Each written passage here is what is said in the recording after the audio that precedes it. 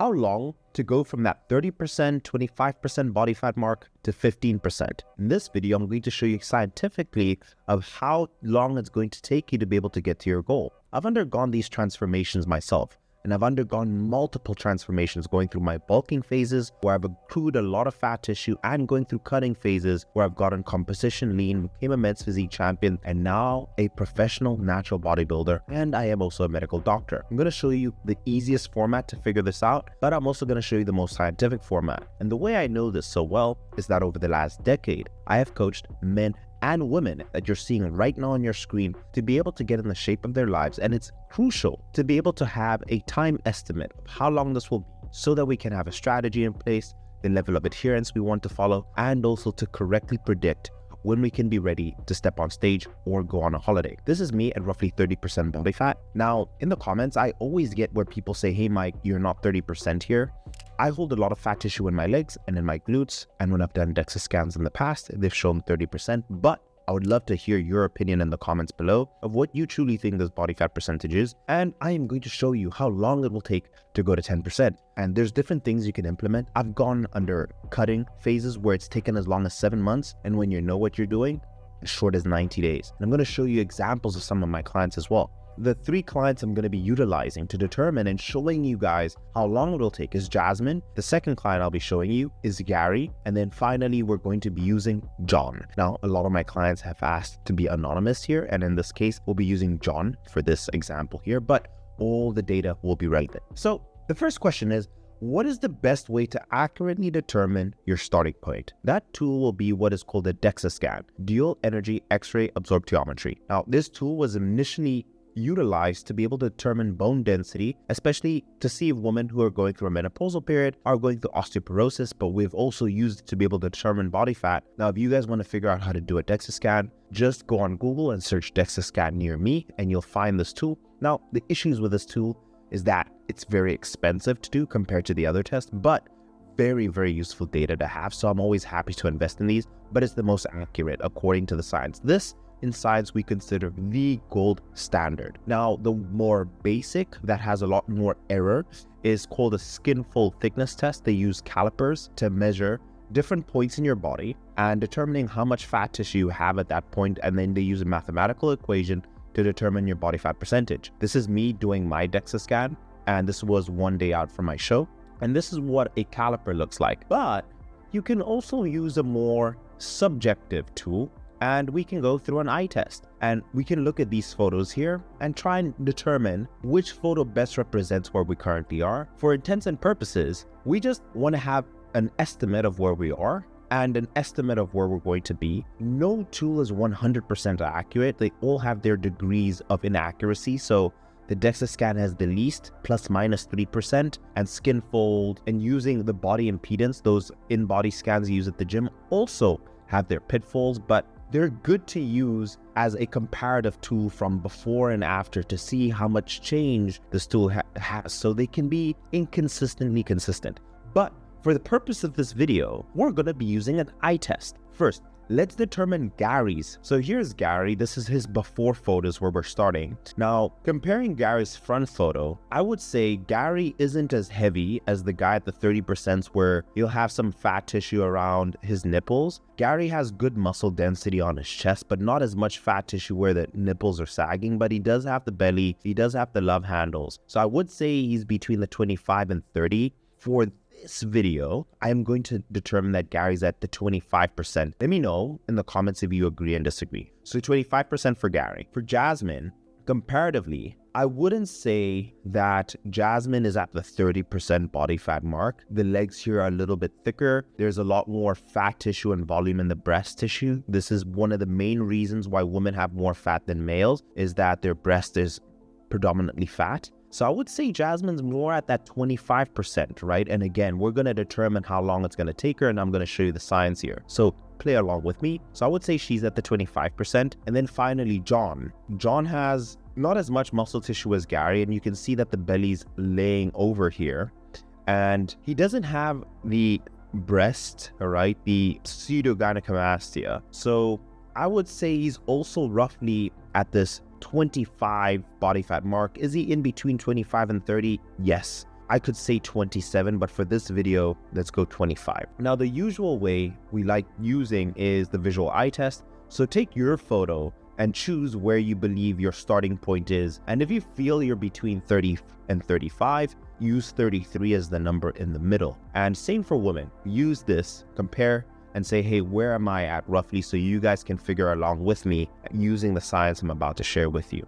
Now, let's get straight into it. The easiest way to determine your body fat percentage is this tool here. So I'll show you how to use it, and you can use it for yourself, and you can take a screenshot. So at the top, we have our starting body fat percentage, and at the bottom, it's going to show how long it's going to take. Now, to determine for women, you go down, and when you first hit the last red cell, that is going to be the woman and how long it will take them to get to their six-pack. And for men, you have to go to the last orange cell to tell when they'll get to their six-pack. Let's go through this, and I'll show you a few examples.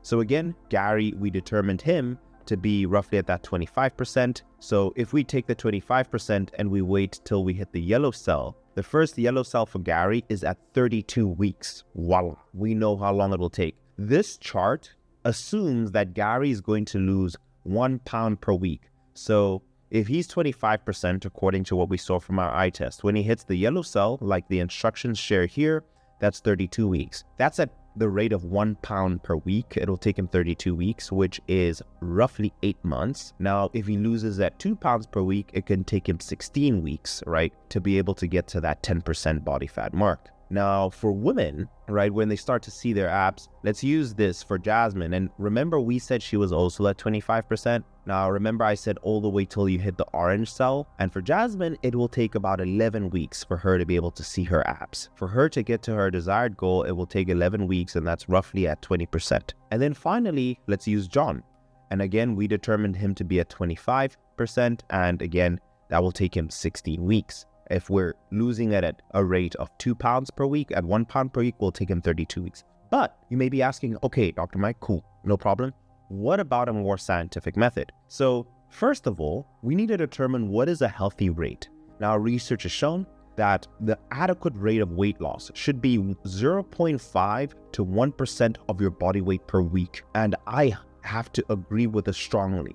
So if you're 200 pounds, 1% of 200 pounds is 2 pounds. You do not want to lose more than 2 pounds. And you may be asking, Dr. Mike, why?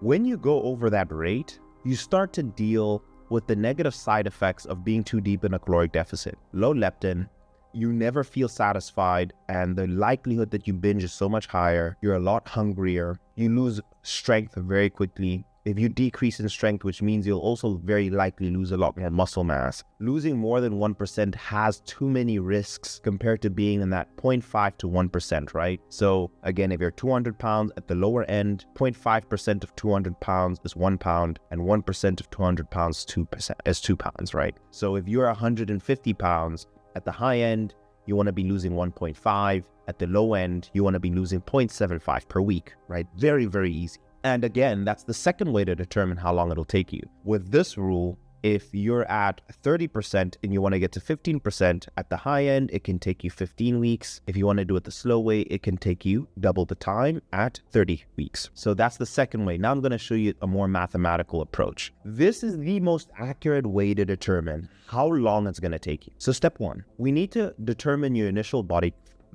composition. We need to determine what your fat mass is and what your lean mass is. And the best way I can describe it is that your body is your weight mass, right? But if I just want to determine, okay, if I could just take all the fat tissue off of your body and put it on a scale, how much is that? Which is very easy to determine. So let's assume you're 200 pounds, and we then have to to determine how much fat you are, you take the percentage of your fat multiplied by your total weight. 200 multiplied by 30%, 0.3 is 60 pounds, which means your body, if I just removed all fat, is equivalent to 140 pounds, right? So 200 minus the pounds that is just fat. Okay, now we know how much total fat mass there is. So that 30% is that fully. Now we want to determine, okay, what is it for our target weight? So the lean mass remains approximately constant. So to decide that, this is the formula. It's your target weight equals your lean mass divided by 1 minus your desired body fat percentage. So very, very easy. We go 140 pounds, which is your lean mass, divided by 1 minus your target body fat percentage. So let's say you want to go to 15%. So it's 1 minus 0.15. So you go 140 divided by 0.85. So that's your target weight at 15%. Let's say you wanted to get to 10%. You take your lean mass divided by 1 minus 0.1 and you do 140 divided by 0.9, right? That's just math. And you can just plug and play and figure out your own. So again, determine your lean mass and then divide it by 1 minus your target weight. Let's say you're at 50% and your target weight is 9%. Then this number here would be 1 minus 0.09. And that will give you what your target weight is. And if you wanted to know, okay, how much fat do I have at 15%? Again, you take 165, your target weight at 15%, and that's 24.75 pounds. So that's how much fat you're going to have on your body when you go to 15%. So you go literally from 60 and you bring it down to 24. To calculate how long or to calculate how much fat you have to lose, you take your current fat mass minus your target fat mass, right? So again, this is your target. We take your current, we figure out your target. So we take 60 minus 24.75. And again, you can just plug and play here and do the exact same thing. But I'm going to show you an even easier way. So watch till the end of the video because I'm going to show you the common mistakes that make it 2 times, 3 times longer and how to avoid those and actually how to speed up your fat loss because we have dialed this to a T at Sculpt by Science. Now that you know how much fat you need to lose, you need to determine if you want to be within this 0.5 to 1% range. When I coach my clients, I just try and stay within that range and I can do things to make it go faster or make it go slower. So you'll always see that I'm always within that range. If a person's 200 pounds, you want to lose 1 to 2 pounds like I mentioned earlier. So how much time is it going to take, right? If you want to lose a pound per week, you take the total fat that you need to lose divided by 1 and it's going to be 35 weeks. And if you want to lose 2 pounds per week, you take all the weight you need to lose divided by 2 and that's going to give you 17.625 weeks. So in summary, it can take you 35 weeks, about 8 months losing a pound, or you can cut that in half and lose in 18 weeks at 2 pounds, right? Very, very easy mathematics. And there's also something we need to take into consideration, which not enough people do. Going through a rigorous plan, you can always gain muscle along the way. So there's a lot of things that can actually fluctuate what your actual number is at the end. So remember, these are all estimations and just gives you a ballpark of where you are so you know what you're headed towards, right? And this research paper, a systemic review, meta-analysis, and meta-regression of the effect of protein supplementation on resistance training induced gains in muscle mass and strength in healthy adults, right? It shows that dietary protein supplementation augmented an increase in your fat-free mass by 0.3. So it just shows you can gain muscle as you go through a deficit, and the rate really varies. This is some rough estimate. When you're a beginner, it's much easier to build new lean muscle tissue because the training stimulus is new. Just like anything in life, there is a diminishing return. So you get this asymptote, right? And the more mathematical terms, I don't remember the last time I used the word asymptote, but you get a place where it drops off, right? You get diminished returns. When you get to becoming an advanced lifter, the person who's advanced, I consider 4 years and above. Beginner is first between 0 and 1 year. Intermediate is 2 to 4, and then advanced is 4 and above. That's the amount of muscle tissue you can gain a week. And again, this is very rough estimates.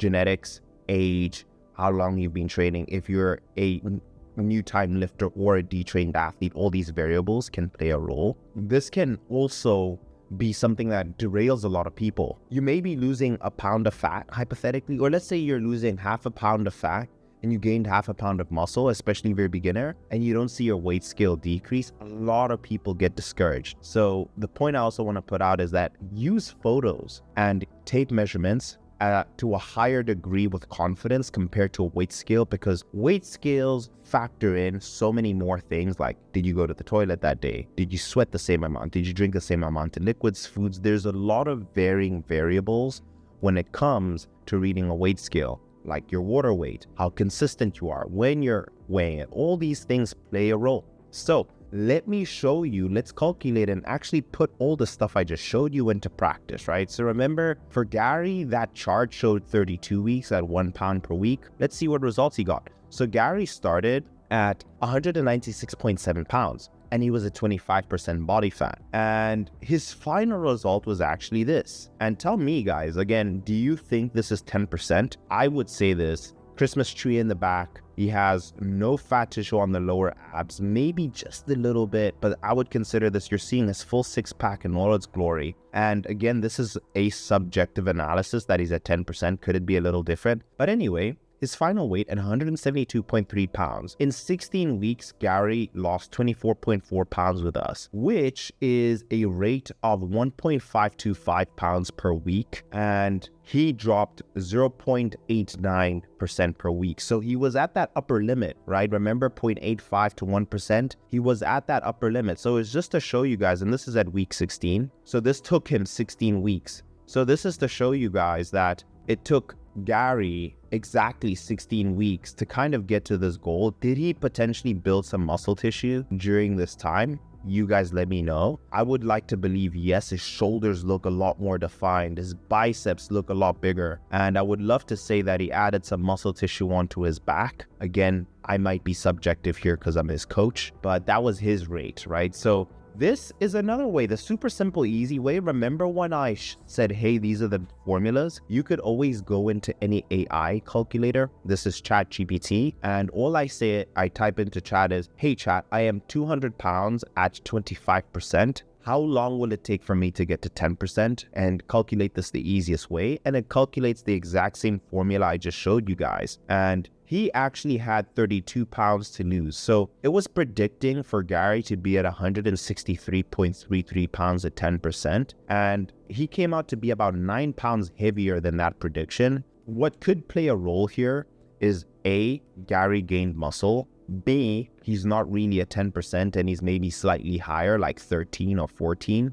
And C is that both of those things actually apply. So that's a good way of kind of seeing how far the math can be. But this agreed really well with the charts at losing 2 pounds per week, right? It took him 16 weeks to lose 172 pounds. So this was closer to the charts. This is the result he got in 16 weeks compared to this mathematical equation. And it also said that according to this data, it would take him, if he lost 2 pounds per week, it would take him 16.34 weeks. So it goes to show you that the science can really be accurate, right? It's really a good estimate. It's a good guesstimate, right? So at a rate of 2 pounds per week, Gary lost 16, it takes him roughly 16.34 weeks. And if he lost 1 pound per week, it would take him 33 weeks, which is awesome. So let's use example number 2, right? Jasmine at 145 pounds. Now, again, she could arguably not be at 25. Maybe she's leaner than that and being at 20. But I'm going to say she is at 25, and this was her final results. Jasmine got to 133.2 pounds and a body fat percentage of 17%. She lost 11.8 pounds, but she did this in 12 weeks, and she lost 0.98 pounds per week, right? Almost at that 1 pound per week, and her rate was at 0.75. So again, at the higher end of that 1 pound, more so 75% to that 1 pound per week. And did that agree? If you guys remember, it actually showed that it would take her 11 weeks losing 1 pound per week according to that chart. So again, right on it. That chart is actually a really good chart to use. So the results she gets is very accurate to what that chart shows. And we use that chart to be able to determine and tell our clients, honestly, how long will it take them? And then to calculate the weight a woman needs to lose to go from 25 to 17%, and the resulting weight, we'll use the same method as before. And it determined that she needed to lose 13.98 pounds, and she lost about 12 pounds, which isn't off, right? A difference of about 1 pound and some change. And it determined that at 1 pound per week rate, it would take her 14 weeks. So 2 weeks off from the result that she got. And was fantastic, right? They determined for her to be at 17% body fat, it would be 131, and here she got a 133. So I would say maybe the reason Gary didn't hit that number, maybe Gary's not 10%. So we didn't do a DEXA scan, and I need to, as a scientist, account for that error in my own eye test. But again, bigger picture, guys, the idea here is to give you an estimate so you know where the bullseye is. Right? It's a GPS. This is what we're trying to do, is trying to be as approximate as we can as with our GPS. So if you really want to be super accurate, my recommendation is do a DEXA scan before starting a routine and then doing the DEXA scan after. And as you can see, that's the mathematics. And then finally, let's use John, right? So John, 147 pounds at 25% body fat. These were his final results. 131 pounds. I would say he's at 10%, right? You can see his full six-pack. His obliques are showing, no love handles, shredded in the back. Our focus now with John is we're building muscle, but he could never get rid of this belly. Never, never, never. And I remember when John decided if he wanted to work with us, he told me, he's like, Mike, I've tried everything and I could never lose my belly fat. And we got rid of it. And he lost it sustainably. And it took him 16 weeks. And he lost a total of 15.2 pounds. Now, what I do want to add here is I feel strongly that John didn't add as much muscle tissue compared to Gary here, and that could play a role. But what did the mathematics say? So the mathematics said that he had 25 pounds to lose, 24.45, and it determined for his final weight to be at 122.5 pounds. And he came to 131. And again, this could be my own error that I'm maybe being too gracious. But he was losing at that 0.95, so a 0.72 rate per week. And it determined that it would take him about 25 to 12 weeks. So it took him 16 weeks to get to this result. Did he see better results? There's a lot to be said there, but I'd love to hear your input. But I would say that he was, again, very close, much closer to that chart that I showed earlier. And that's his mathematics. So again, you guys may be asking, okay, cool, Mike, I know how long it'll take. So how did you do this with all the clients? Without any fluff or bullshit, every diet out there is all about energy balance, right? Like if we use science, this is balance. And if you're this way, you're going to lose fat. If you're this way, you're going to gain fat. And if you're this, you're going to be balanced. Like, science is all about in and out, right? Like law of thermodynamics. Input equals output. So you need to be in a caloric deficit. The best way to do this is download an app, Macro Factor, and you can get that for 2 weeks for free, and it will calculate your calories. And just make sure you're in a caloric deficit. Track paleo, keto, intermittent fasting. Every single diet follows science, the law of thermodynamics. So you need to be in a caloric deficit. Getting to your TDEE, your total daily energy expenditure, and then making sure you're eating less than that, being in a caloric deficit, and eating 1 gram per pound of body weight, 25% of your total calories, making sure you're doing resistance training, and also making sure that you're doing adequate cardio. My quotes for cardio is going to be steps, and making sure you're consistent. Too many people go Monday to Friday, have a party all over the weekend, and then reset. If you're making mistakes and you're not seeing results, then try and tighten your ship a little bit to get the results you desire. Make sure you're sleeping enough, drinking enough water, avoid the fad diets. There's always a correlation. People I see who are like too impatient and too desperate do very risky things compared to the people who are very patient and are not desperate. They take a stepwise, intelligent manner. That's the approach you should take. And that's going to give you more sustainable results, right? And monitor your progress. Take photos. Weigh in every day. If that bothers you, weigh in once a week. Take measurements. And then have someone hold you accountable, like a coach. If you're a busy professional, you've invested in yourself before, and you want a guaranteed way to be able to lose the weight, improve your energy, and also maybe there's something going on with your health that you're unsure of, you can apply to work with us at Sculpt by Science. We just brought on 2 more medical professionals. However, we are a premium product, so you can do the apps first, like try all the other stuff first, but if you definitely need help, then apply with us. The first link in the description, but we do all of this stuff for you. But these are the common mistakes that I see takes longer for people. So those examples I showed you guys, that is considering you have a perfect 16 weeks. All the information I showed you, and in my experience, many things happen. Weddings, binging, and this happens, right? You could be emotionally stressed.